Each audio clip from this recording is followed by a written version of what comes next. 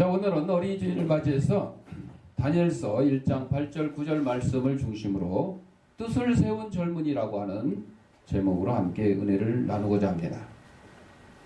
젊은 시절은 현실보다 이상의 무게를 두는 시절입니다. 젊었을 때는 꿈, 미래에 대한 소망, 희망 이런 걸 가지고 얘기를 많이 하죠. 근데 나이 먹어서는 어떻게 해요? 현실은 그렇지 않다. 현실이에요, 현실. 지금 반찬값이 얼마고, 물가가 얼마나 올랐고, 여러분 5월 1일부터 우편 요금이 330원에서 380원으로 올랐고, 신문값이 800원에서 1000원으로 올랐고, 잘 모를 거야. 또 막 오르려고 지금. 휘발유 값도 올랐고, 올랐고. 현실은 이래. 우리 어른들은 이렇게 현실을 가지고 따지죠. 그러나 젊은 사람들은, 어린이들은 꿈, 미래에 대한 희망, 이런 걸 얘기를 하는 거죠. 그래서 젊은 세대는 이상에 맞지 않으면 과감히 반대할 수 있고 또 불의에 저항할 수도 있는 세대입니다.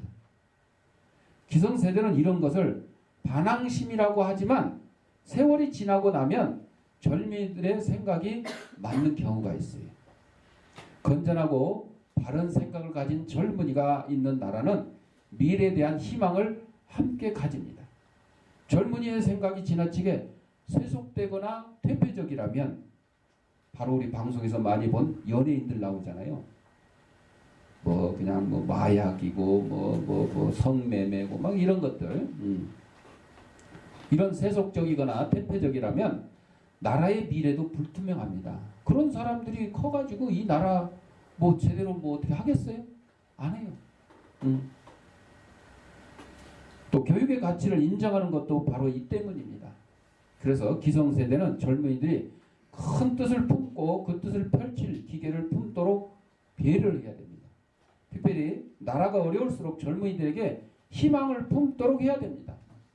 어려운 환경을 개선하는 것은 기성세대가 아니라 새로운 세대일 수 있습니다. 미래는 젊은이들에게 달려 있습니다. 주영아, 날 봐. 얼굴 보이게 앉아봐. 빨리.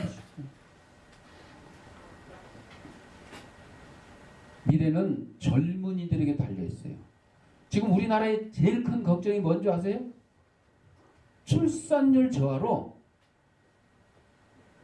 얼마 지나지 않으면 가까운 미래에 인구가 줄어들어요. 지금 출산율이 사망률보다 떨어졌어요. 금년부터 떨어지기 시작했어요. 태어나는 사람보다 죽는 사람이 많은 거죠. 많은 건가? 네, 안 죽고 애를 안 낳고. 잘 오래 살고 안 낳고. 그러니까 출산율을 떨어지는 데다가 노인 인구는 자꾸 늘어나는 거죠. 수명이 늘어나니까. 이게 이제 가장 큰 문제입니다. 여러분 경제가 어렵고 북한이 핵무기를 어쩌고. 여러분 몇 년 지나면 몇십 년 지나면 우리 5천만 인구가요 500만 명밖에 안 될 수도 있어요. 10분의 1. 왜? 얘는 안 나면 끝나는 거야. 이제 끝나는 거예요. 여러분 산에 새로운 나무가 자라지 않으면 강원도 산불이 났는데 그 산불이 났어도 시간이 지나면 어떻게 해요? 막 나무가 자라고 풀이 자라잖아요. 그런데 나무가 안 자라고 풀이 안 자라면 어떻게 해요? 민둥산 되는 거예요. 아프리카 사막처럼 되는 거예요. 저 아프가니스탄, 아프가니스탄 거기 그냥 산악지대 같이 되는 거예요. 우리나라뿐만이 아니라 세계 전체적으로 그래요. 중국도요. 지금 인구 감소입니다. 중국도 인구 감소래요. 거기 우리나라 옛날에 산하 제한 하던 것처럼 산하 제한을 너무 이제 해가지고 한 1인만 한 가구에 한 명만 이렇게 아주 그러니까 몰래 자식을 낳아도요 호적 신고를 안 하는 거예요. 호적 출생 신고를 안 하는 거예요. 그냥 있어. 그러니까 실제 통계는 안 잡혔지만 있기는 있어. 근데 하여튼 실제적인 통계로는 줄어든대요. 세계 제1의 인구 국가 중국이 이 인구가 감소된다 그러니 우리나라는 말할 것도 없죠. 자, 비록 잘못된 풍토가 현실에 있다 하더라도 거기에 안주하면 안 됩니다. 현실이 어렵거나 잘못되어 있어도 그것을 바로잡고 개선하려는 의지가 있어야 돼요. 그러니까 지금 젊은이들이 지금 결혼 정년기에 들어있는 젊은이들이 결혼 싫다. 또 결혼해서도 그냥 우리끼리 잘 먹고 잘 살지 자식 낳고 키워봐야 애만 쓰고 힘들고 어렵다 이러고 포기를 해버리면 이게 잘못된 거죠. 지금 우리가 문제가 아니라 우리의 미래가 암울하게 되는 거예요. 경제력 이게 문제 아니에요 지금. 출생률. 사실 그러한 의지와 이상 그러니까 이런 것들을 나이 든 사람들은 못해요. 왜? 얘 나랑 낳을 수 있어요 지금? 낳을 수가 없잖아. 나이 먹어가지고. 나도 그냥 그럴 줄 알았으면 진짜 그냥 더 계속 낳았을 걸. 그냥 국가 정책에 따른다고 둘만 다 잘 기르자. 저희 때는 그랬으니까. 그 전에는 뭐 하나도 많다 막 이래. 그 뒤에 이제 하나도 많다 막 이렇게 나왔는데 하여튼 둘만 나 잘 기르자. 뭐 이런 것 때문에 이것도 이제 애국하는 심적으로 또 거기에 따랐더니 지금 이런 때가 됐어요. 하여튼 지금이라도 힘 있으면 막 더 나았으면 좋겠는데 안 되는 거네. 자, 그러니까 우리 나이 먹은 사람들이 할 수 없는 것을 누가 해야 돼요? 젊은이들이 해야 돼요. 젊은이들. 사실은 그러한 의지와 이상 그리고 기계가 믿음을 바로 가졌을 때 가능해요. 다 좋아. 젊은이들이 뭐 꿈도 가지고 희망도 가지고 뭐 기계가 있고 막 이상을 펼치고 다 좋은데 거기에 기본적인 바탕이 뭐가 돼야 된다고요? 믿음이 있어야 돼요. 믿음이. 오늘 다니엘과 같은 다니엘 젊은이. 이 젊은이가 포로로 잡혀갔는데 바벨론 지금 이란 땅인가 그래. 바벨론 이란 땅인가 그래. 거기에 포로로 잡혀가지고 뭐가 됐어요? 총리가 된 사람이에요. 총리가. 참 유대인들이 정말 하나님의 복을 받기는 받았어요. 아니 포로로 잡혀가서 남의 나라 총리가 됐어요. 누구도 그랬어? 요셉도 그랬어요. 또 왕비도 됐어요. 누가 그랬어요? 에스더가 그랬어요. 에스더. 왕비도 됐어요. 참 대단한 나라예요. 대단한 민족이요. 자, 이런 믿음을 가졌을 때 기계를 펼칠 수가 있어요. 오늘 본문에 그런 젊은이들이 나오는데 바로 다니엘과 세 친구들이에요. 암울한 포로 시대에 믿음을 지키는 히브리 청년들입니다. 이 젊은이들을 본다면 우리 미래를 책임질 젊은이의 생각과 행동을 어떻게 해야 되는지 알게 되는 거예요. 이걸 지금 배우는 거예요. 우리 젊은이들이, 우리 주양교회 젊은이들이 이걸 보고 배우는 거죠. 다니엘과 그 세 친구들의 믿음을 배우고 이상을 배우고 기계를 배우는 거죠. 1950년 6.25가 발발했을 때 김대훈 전도사님이라는 분이 계셨는데 평양의 장진교회에서 침묵을 썼어요. 평양에서는 당국의 지시로 교회를 문 닫게 하고 기독교인들을 체포해서 끌려갔습니다. 끌려갔어요. 감옥에서 가뒀죠. 이 김대훈 전도사님도 체포돼서 사리온으로 끌려가가지고 악랄한 내무서원들로부터 해유를 받아야 됐어요. 예수만 믿지 않는다고 해라. 예수만. 앞길이 구말리 같은 젊은이가 예수 때문에 죽어야 되는가? 그렇게 전도사님을 협박을 했어요. 해유를 했어요. 그래도 아닙니다. 제가 어떻게 예수님을 배반합니까? 예수님은 우리를 위해 피 흘려 죽으셨습니다. 그분을 믿어야 합니다. 믿어야 삽니다. 이것이 생명의 비밀입니다. 오히려 그 내무서원들을 전도했어요. 당신들도 예수 믿어라. 예수 믿어야 산다. 그때였습니다. 한 내무서원이 소리칩니다. 저 새끼 혀를 잘라버리라. 몇 사람이 젊은이들이 전도사님에게 달려들어 혀를 누려 칼로 잘라버렸어요. 말 못하게. 입에서 피를 토해내는 전도사님은 말을 할 수가 없자 손가락으로 십자가를 만들어 쳐들었습니다. 십자가. 이렇게 하면 X예요. 이렇게 해야 십자가냐. 십자가 한다고 이렇게 하면 X가 되는 거예요. 이렇게 바로 해야 돼요. 피가 그 입에서 폭포처럼 솟구쳤습니다.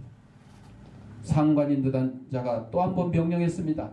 저 자식 우리 말 듣지 않은 저 귀를 잘라버려. 또 젊은이들이 또다시 잘라들어 귀까지 잘라버렸습니다. 전도사님은 그래도 지지 않고 십자가 성호를 그었다고 합니다. 이게 뭡니까? 바로 믿음을 지킨 젊은 김대원 전도사님의 얘기입니다. 공산당이 무서운 거 아니에요. 북한의 핵무기가 무서운 게 아니에요. 뭐 일본의 총칼이 무서운 게 아니에요, 여러분. 우리는 예수님이 없는 그런 삶이 무서운 겁니다. 천국이 없는 삶이 우리는 무서운 거예요. 부활이 없다면 우리의 믿음이 헛것이라고 그랬어요. 우리가 천국에 대한 소망이 없다면 우리의 믿음이 헛것이라고 그랬어요. 여기 모여서 지금 오늘 5월 5일 어린이날 좀 연휴 해가지고 뭐 내일까지 대체 공휴일 해가지고 쉬는데, 응? 뭐 어제 우리 그 장기기증하고 이 시간 새세명 나눔의 회의를 갔는데도 보통 15명, 20명씩 모이는데도 뭐 12명. 그러니까 어디 많이 간 거죠. 어디 많이 간 거죠. 오늘도 이 자리에 지금 어린이들이 많이 와야 되는데 원래 이제 아동 그러면 고등학교 3학년까지 아동이니까 어린이라고 하는 거예요. 근데 보통 우리 어린이 그러면 초딩까지만 얘기하죠. 그래서 지금 초딩은 딱 한 명, 재영이 한 명 앉아 있는데, 그래서 재영이가 1학년 때부터 왔던가 벌써 이제 6년째 이렇게 하여튼 열심히 중간에 낙심하고 안 나오고 버틸 때도 있었지만 그래도 열심히 나와서 참 감사해요. 우리 젊은이들이 바로 이 다니엘과 같은 김대원 전도사님과 같은 그 믿음을 가지고 이상과 꿈을 펼쳐야 됩니다. 우리 그리스도인들은 이 믿음이 밑받침되지 않고는 올바른 꿈을 펼칠 수가 없어요. 아니 믿음이 없이 뭐 아무리 좋은 꿈을 꾸고 아무리 좋은 기계를 가지고 이상을 펼친다 하더라도 그것은 헛것이 될 수밖에 없어요. 자, 오늘 본문에 보면 뜻을 세운 젊은이들이 있어요. 누구나 시류를 거스르는 것보다 영합하고 따르는 것을 쉽게 여긴다. 그래서 안정이라고 해요. 쉽게 말하면 안정. 뭐 변화 이런 거 하지 말고 그냥 개혁하지 말고 이대로 쭉 살자. 이게 이제 안정을 얘기하는 거죠. 그런데 잘못된 건 어떻게 해야 돼요? 개혁을 해야 돼요. 고쳐야 되는 거예요. 그게 개혁이에요. 우리 기독교가 중세 시대에 카톨릭의 잘못된 그 신앙을 개혁을 해가지고, 개혁을 해가지고, 그래서 개혁교회, 개신교 이렇게 얘기를 합니다만은 그냥 기독교예요. 기독교 쭉 그냥 태초부터 기독교. 그러니까 우리가 보따리 싸갖고 나갔으니까 뭐 저쪽이 작은 집이고 카톨릭이 뭐 큰 집이다 이렇게 카톨릭 쪽에서는 얘기하는데 아니야. 우리 기독교 올바른 기독교 하나님 말씀대로 살겠다고 쭉 온 거예요. 그거 중간에 잘못된 것들 털어낸 거예요. 떨거지 털어낸 거예요. 그래서 나는 목사님들이나 뭐 누구 얘기할 때 개신교란 말도 하지 말라 그래요. 왜 개신교라고 그러냐? 기독교가 무슨 책이에요? 예수교란 뜻이에요. 예수교. 예수를 한문으로 기독이에요. 기독교가 예수교. 그래서 대한예수교 장로회, 한국기독교 장로회, 그래서 기독교, 예수교 같은 말이에요. 표현을 그렇게 이제 다르게 한 것뿐이니까. 그러니까 우리는 개신교란 말을 쓰는 게 아니라 기독교로 말을 쓰는 거죠. 옛날에 처음에 종교개혁이 일어났을 때 건전지 다 되지 않았어? 그러나 깨인 사람은 잘못된 시류를 따르지 않습니다. 살아있는 물고기는 강물을 거슬러 오릅니다. 폭포라도 오르겠다고 시도를 합니다. 진짜 폭포를 오르는 고기도 있더라고. 물고기도. 와 대단해. 물고기가 날개 있는 것도 아닌데 그 떨어지는 물을 타고 이렇게 올라가는 거예요. 교체해봐. 그런데 죽은 고기는 어떻게 해요? 강물을 거슬러 올라가는 게 아니라 강물에 떠내려가요. 죽은 고기는 떠내려가요. 그리고 다른 고기나 새, 독수리 뭐 이런 것에 먹이가 될 수밖에 없죠. 믿음의 사람으로서 우리의 믿음이 살아있다는 표시가 뭐냐? 그것은 세상의 물살이 아무리 강해도 바르지 못한다고 했어요. 잘못된 것이 있다 그러면 우리는 그것을 과감하게 지적하고 거스르는 용기가 필요해요. 그게 살아있는 믿음이에요. 응? 살아있는 교회고 살아있는 목사님이고 살아있는 성도들이에요. 그러니까 일제시대 때 신사참배를 반대한 사람들이 뭐예요? 살아있는 믿음을 가지신 분들이에요. 거기에 그냥 호응하고 찬동한 사람들은 뭐예요? 죽은 믿음을 가진 거예요. 죽은 믿음을.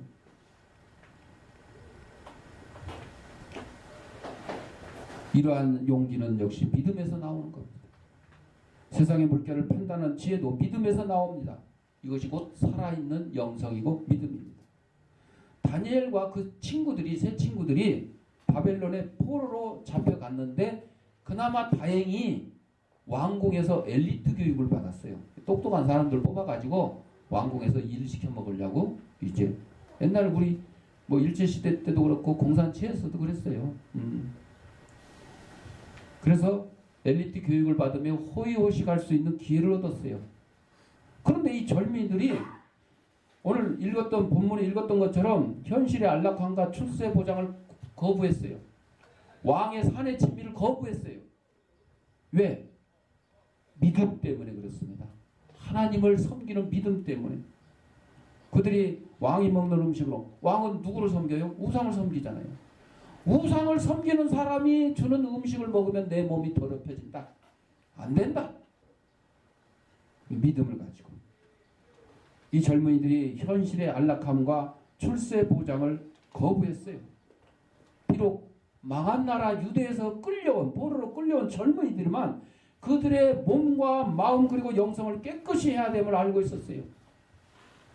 우리 뭐 유관순 열사도 그랬지만은, 우리 독립투사들이 다 그랬죠. 또 공산당 총칼에 쓰러진 우리 믿음의 선조들이 그랬죠. 내 육신은 죽일 수 있지만 뭐는 죽일 수 없다고. 내 정신은 죽일 수 없다. 내 영혼은 죽일 수 없다.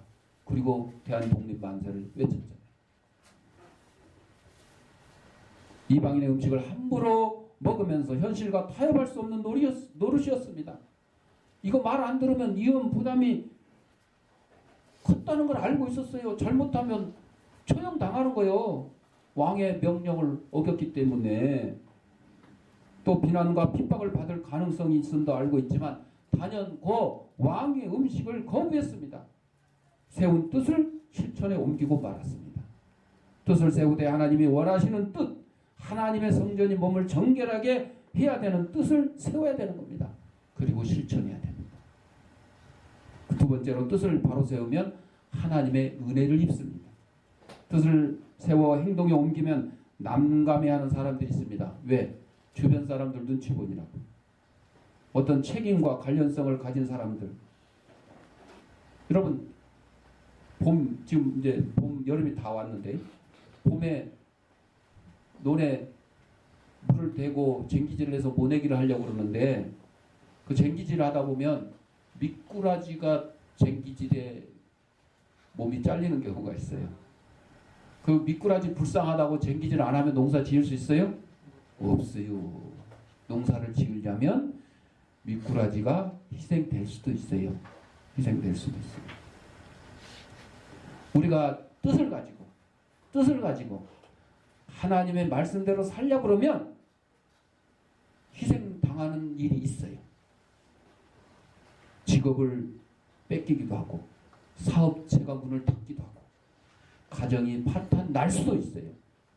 그렇지만 하나님의 뜻을 세우기 위해서는 이러한 고난을 우리는 극복을 해야 된다는 거죠. 옛날 독립운동한 사람들이 가족들 걱정하면서 독립투사 했어요? 독립운동 했어요?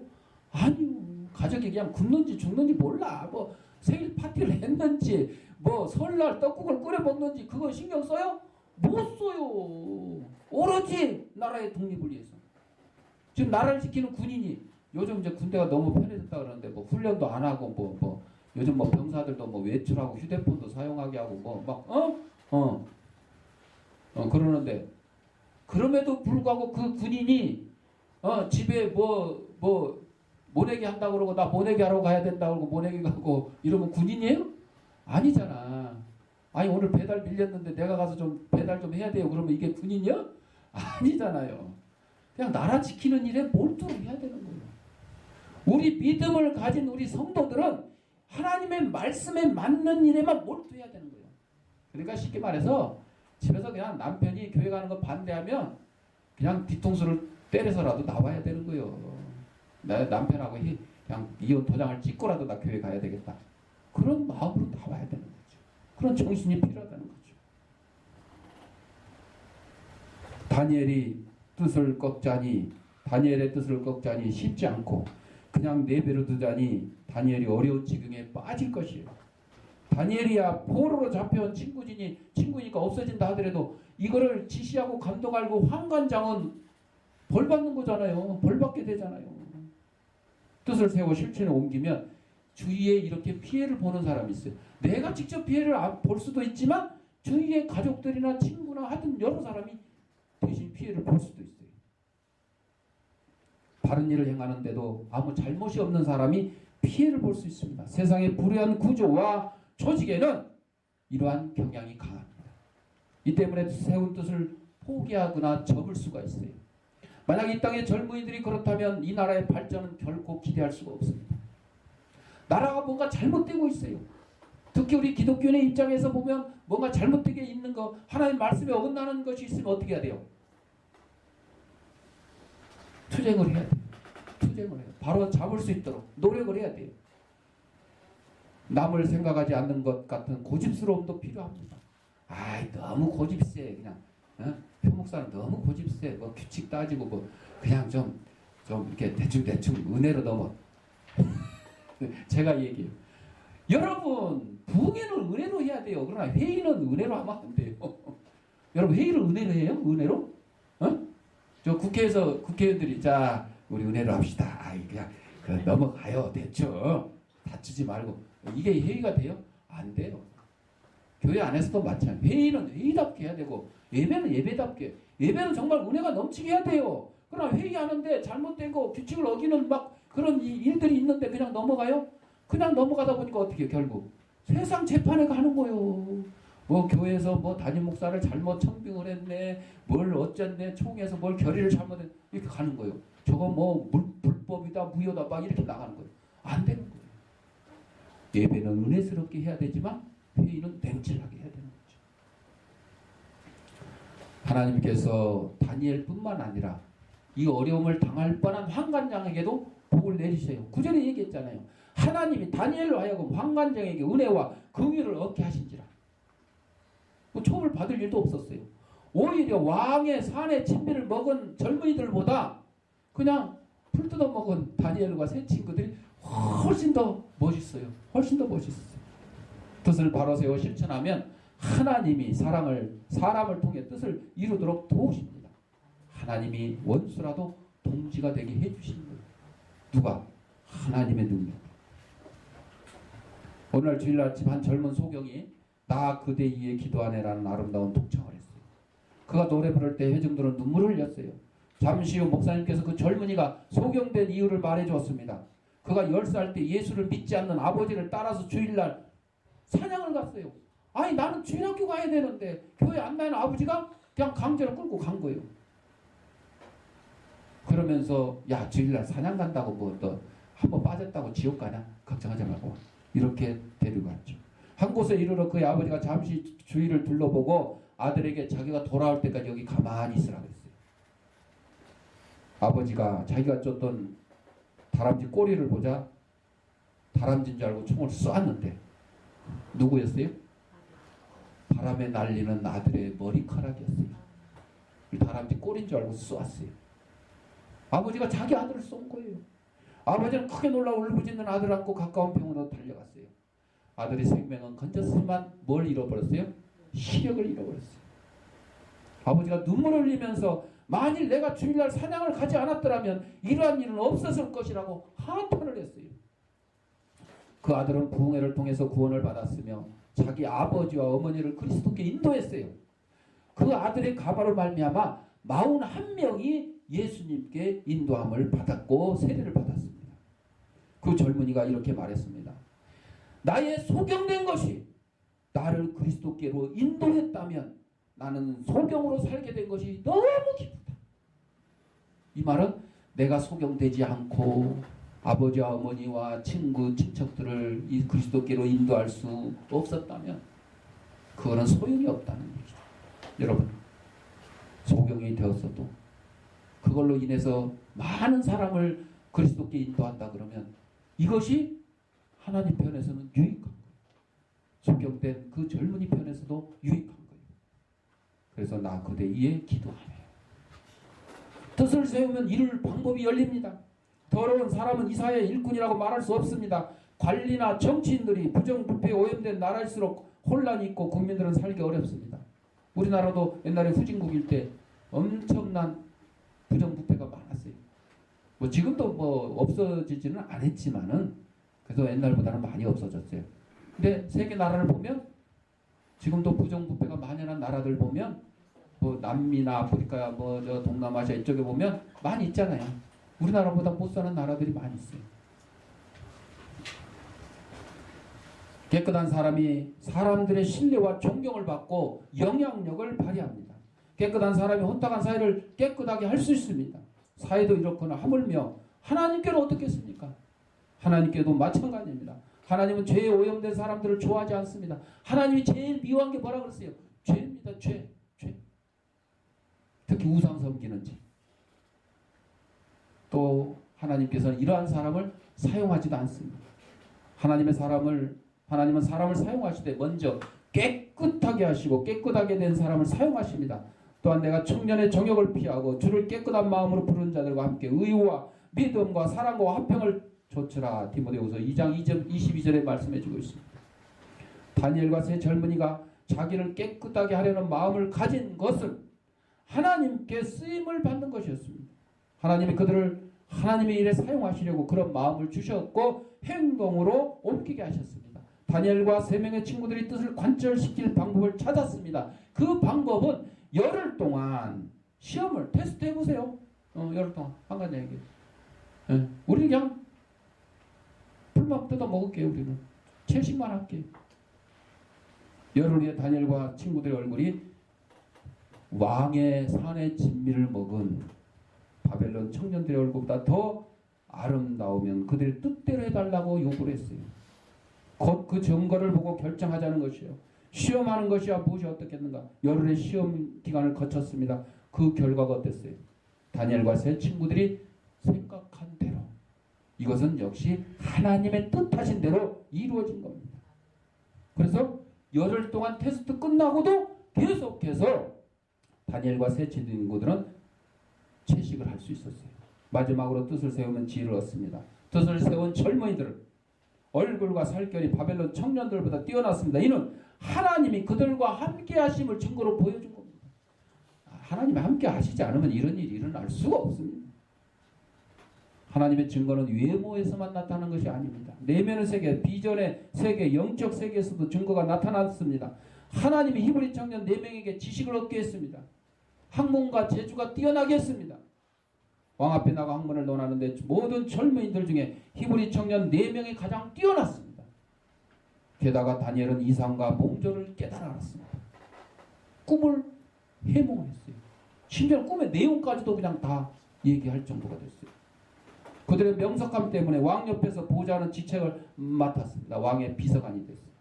히브리 청년들의 지혜와 총명이 바벨론의 학자들보다 10배 이상 뛰어났어요. 누가 은혜를 주셨어요? 하나님께서. 하나님은 자기를 사랑하는 자를 이렇게 지켜주시고 은혜를 베풀어 주시는 겁니다. 왕도 히브리 젊은이들의 지혜를 인정하고 그들과 대화하고 자문을 구했습니다. 과연 히브리 청년들에게서 아름다운 결과가 나타났습니다. 그 옛날 솔로몬 왕이 지혜가 있었다고 하는데 바로 지금 이 다니엘과 그 세 친구들에게도 솔로몬과 비길 만한 그런 지혜가 나타났습니다. 이런 지혜를 어디서 얻을 수 있을까? 그 하나님이 주셔야 가는 겁니다. 그들의 뜻을 보신 하나님이 그들을 아름답게 사용하셨습니다. 그래서 디모데후서 2장 22절 그러므로 누구든지 이런 것에서 자기를 깨끗하게 하면 귀 쓰는 그릇이 되어 거룩하고 주인의 쓰심에 합당하며 모든 선한 일에 예비함이 되리라 그랬습니다. 아무리 금으로 요광을 만들어도 요광은 요광이에요. 그렇죠? 그러나 보잘것없는 진흙으로 만들어도 그것을 우리가 밥그릇으로 쓰면 식기가 되는 거예요. 이런 젊은이들이 이 나라에 필요합니다. 젊은이들은 하나님 앞에 깨끗하게 하는 영성교육이 필요하고 우리 어른들은 이런 젊은이들이 꿈과 이상을 펼칠 수 있도록 믿음을 지킬 수 있도록 함께하는 저와 여러분들이 되시기를 바랍니다. 기도하겠습니다. 사랑과 은혜가 풍성하신